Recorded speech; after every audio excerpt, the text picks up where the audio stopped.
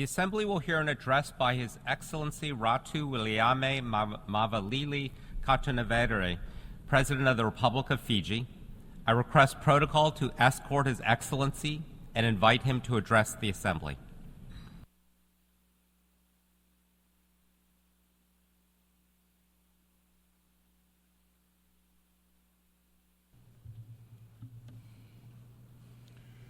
President of the United Nations General Assembly, Your Excellency Philemon Yang, Secretary General Antonio Guterres, my fellow leaders, I bring you greetings from the people of Fiji.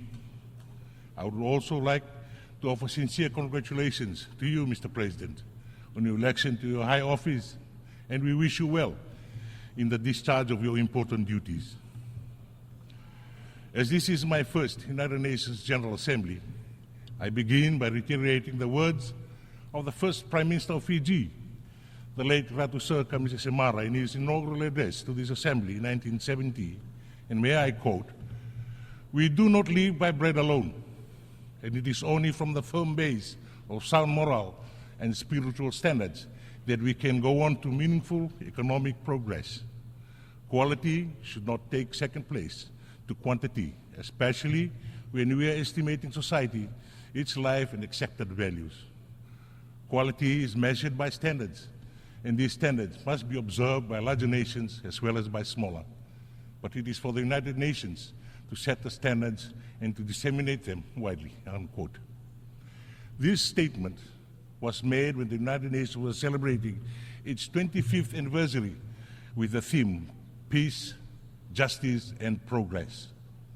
In this Assembly, 54 years later, the theme of the 79th session, Unity in Diversity for the Advancement of Peace, Sustainable Development and Human Dignity for Everyone and Everywhere, echoes similar sentiments. It resonates with us in its importance, its relevance from when Fiji first joined the United Nations in its urgency in today's precarious global context. Climate change, sea level rise, pandemics, poverty, unsustainable development, conflicts, inequalities, injustice everywhere. The challenges are daunting. From Gaza to Sudan, Ukraine, Afghanistan, and beyond. Conflicts rage on as humanitarian needs escalate. These are the challenges we have been fighting since time immemorial. It is the background against which the United Nations was established in 1945. Today, the rapid evolution of technology has made us more connected than ever before in history. However, the more connected we are, the wider gaps between the rich and the poor, the developed and the developing world. Small island developed states who are on the forefront lines of climate change and sea level rise continue to grapple with the impacts of climate-induced disasters with devastating consequences for the ecosystem and vulnerable communities. Fellow leaders, this year, at least 72 countries whose population combined comprises almost half the world's total population have already or will soon select their own leaders at the polls. The world is in need of courageous leaders who are willing to garner the political will and mobilize the resources to bridge the divide and seek solutions that benefit humankind. We have two choices before us: to give up and go home, or to stay the course, renew, redouble our efforts, rethink, and reform together. The choice we make will be our legacy. We choose the latter, not for ourselves, but for those coming after us. Strong international cooperation, diplomacy, and a commitment to upholding the principles of the United Nations are not only important, but dispensable.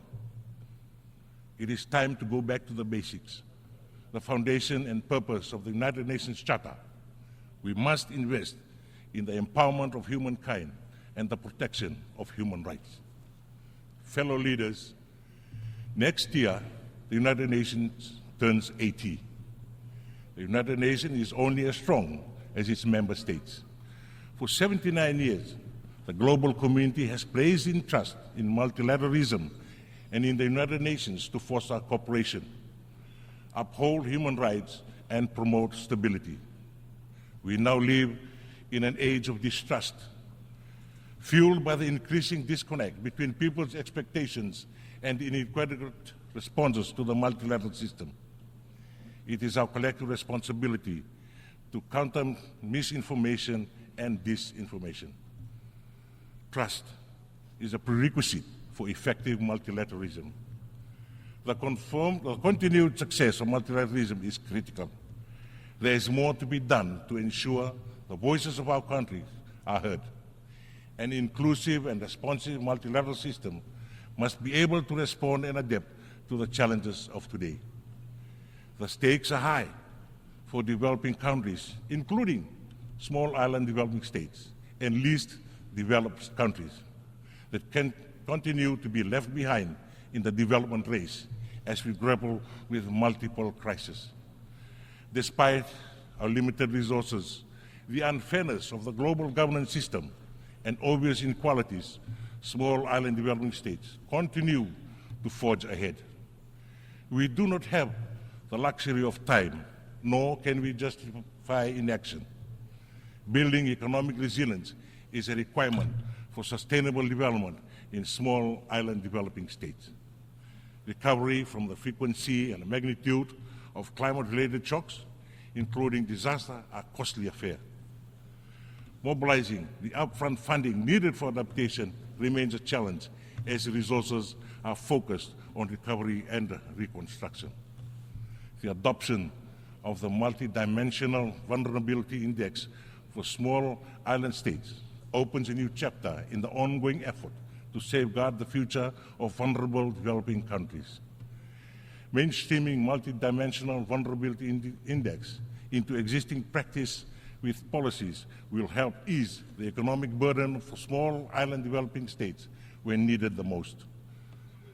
Fellow leaders, cultivating a culture of peace is now more urgent than ever. The Blue Pacific continent knows the value of peace, having lived through its horrors of its absence. Our oceans and its diverse and vibrant lands have been a theater of the two world wars and a testing ground for the most dangerous weapons, the impacts of which are still felt today. Yesterday, the 25th of September, there was an unilateral test firing of ballistic missile into the Pacific Ocean. We urge respect for our region and call for cessation of such action. Under Principle 4 of the Ocean of Peace, as was endorsed by the Pacific leaders in Tonga last month, our statement reinforces the Pacific's peaceful example to uphold international law and urge others to refrain from actions that undermine peace and security in the Blue Pacific. Under Principle 12, the Oceans of Peace sets and champions the rules of responsible, peaceful, and deconflicting behavior. Fiji may be a small state, but through our leadership and stewardship roles in the region, we make a profound contribution to regionalism and multilateralism.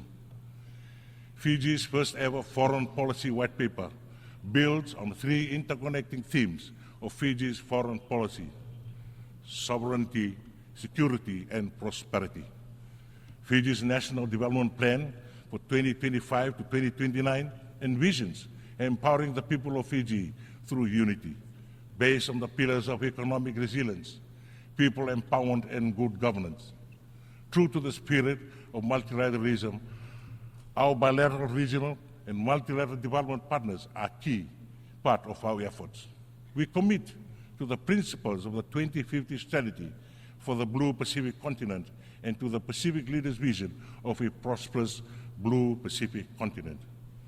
Fellow leaders, as a large ocean state, Fiji is a proud advocate for the United Nations Convention on the Laws of the Sea. Fiji has signed and will ratify the agreement on biodiversity beyond national jurisdiction in the lead-up to the Third Nations Oceans Conference in France. Fiji has ratified the World Trade Organization agreement on fisheries subsidies, which aims to eliminate harmful subsidies that contribute to illegal, unregulated, and unreported fishing. We call for concerted efforts at the World Trade Organization to finalize Part 2 of the Fisheries Subsidies Agreement that addresses subsidies to overfishing and overcapacity. Fiji reiterates the importance of understanding the vast ocean space, guided by science and data, in order to undertake risk-informed decisions. As the global community prepares for the climate COP in Baku, Azerbaijan, we call on countries to work together with the United Nations to implement the outcomes of the global stock take undertaken in COP28. Deep, rapid, and sustained reductions in greenhouse gas emissions in line with the 1.5 degrees Celsius must be vigorously pursued and accelerated. The phase-out of unabated coal power, transitioning away from fossil fuels in energy systems, will contribute to the achievements of net zero targets by 2050. Both adaptation and mitigation finances require a substantial increase. We call on states to commit to finalizing the new collective quantified goal and address glaring gaps in climate finance. The momentum from COP27 and COP28 on the Loss and Damage Fund and the Santiago Network must be accelerated in order to protect vulnerable communities who stand to lose most from the climate crisis, particularly in small island developing states and least developed countries. By 2050, around 240 of our coastal communities will be displaced due to sea level rise. 42 communities are in urgent need of relocation. With limitation of the multilateral climate financing architecture, Fiji has established the world's first national relocation trust fund to support our relocation costs. We have issued domestic and international green and blue bonds, piloted low-cost parametric insurance products for rural communities, and engaged in the private sector in climate resilience building. We call on our development partners to support our efforts. Fellow leaders, the Pact of the Future, adopted at the Summit of the Future earlier this week, opens pathways to new possibilities. The world deserves a future of peace, dignity, and prosperity. It's never too late. Mr. President, Excellencies, Fiji's commitment to multilateralism is unwavering. We will continue to work closely with the United Nations and all member states to advance efforts towards building a better, safer, and a fairer world for us all. Vinagapakalevu, and I thank you.